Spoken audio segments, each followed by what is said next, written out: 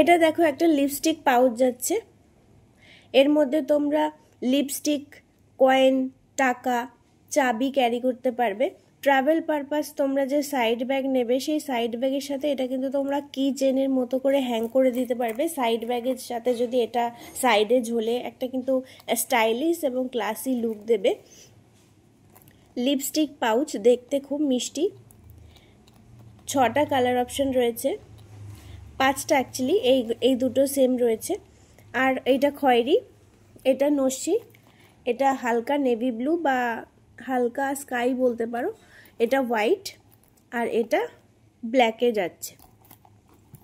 কারোর যদি ভালো লাগে তো হোয়াটসঅ্যাপে বুকিং করতে পারবে। Lipstick pouch